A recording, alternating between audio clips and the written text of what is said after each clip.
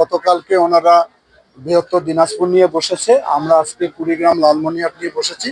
একটু পরে আমরা রংপুরে যাব, রংপুরে গাইবান্ধা, নীলফামারী এবং রংপুর নিয়ে বসবো।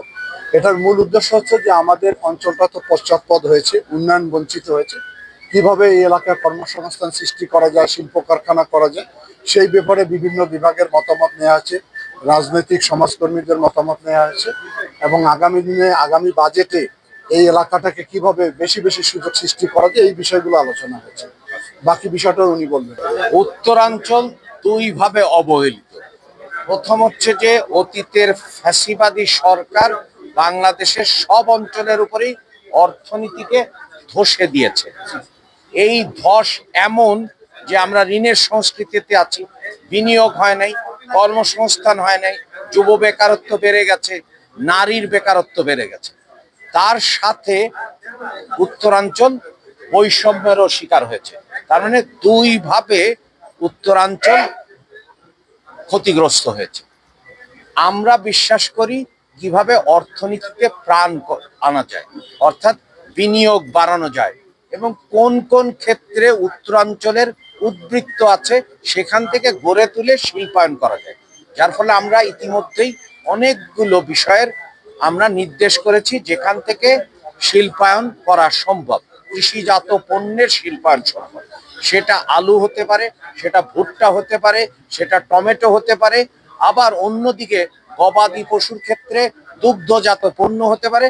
আবার এই অঞ্চলে প্রাকৃতিক সম্পদ আছে, নদী ভাঙনই শুধু নাই, কিন্তু প্রকৃতি প্রচুর পরিমাণে পাথরের মতো সম্পদ দান করছে এবং নুড়ি পাথরের ক্ষেত্রে গ্লাসের ফ্যাক্টরি হতে পারে।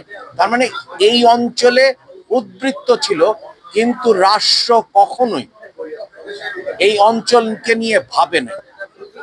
বর্তমান প্রধানমন্ত্রী তারেক রহমানের যে ইশতেহার, সেখানে সমতা ভিত্তিক আঞ্চলিক উন্নয়নের কথা বলা হচ্ছে এবং সেখানেই কিন্তু কিভাবে কৃষিজাত পণ্যের শিল্পায়ন করা যায় এবং শিল্পায়ন যদি হয় তাহলে কর্মসংস্থান হবে এবং কর্মসংস্থান হলেই কিন্তু অর্থনীতি ঘুরে দাঁড়াবে। আপনারা এও জানেন বিএনপি সরকার বারবার উত্তরাধিকার সূত্রে ধ্বংসপ্রাপ্ত অর্থনীতি পেয়েছে, কিন্তু প্রতিবারই তাদের কৌশল দ্বারা, তাদের কর্ম দ্বারা অর্থনীতিকে ঘুরে দাঁড়িয়েছে। মরহুমা বেগম খালেদা জিয়ার সময় প্রায় 2 কোটি মানুষকে দারিদ্রের কষাঘাত থেকে মুক্ত করা হয়েছে, এক অনন্য উচ্চতা সাফল্যে। অন্যদিকে শহীদ প্রেসিডেন্ট জিয়াউর রহমানের সময় জনশক্তি রপ্তানির মাধ্যমে মানুষের মধ্যে কর্মসংস্থান প্রদান করা হয়েছে। এখন যে জ্বালানি সংকট চলমান, আমরা আশাবাদী যে আমাদের কর্মকৌশলের মাধ্যমে যেমন বহু রকমের সূত্র থেকে জ্বালানি সরবরাহ ব্যবস্থা করা হবে, সেটা উত্তর আমেরিকা হোক বা আফ্রিকা হোক, এবং বহু রকমের জ্বালানি সরবরাহ করা হবে। ইতিমধ্যেই অর্থায়ন নিশ্চিত করা হয়েছে এবং তার সাথে সাথে আমরা প্রতিজ্ঞাবদ্ধ যে জ্বালানি দাম বাড়ানো হবে। সেই জন্য আমরা আশাবাদী।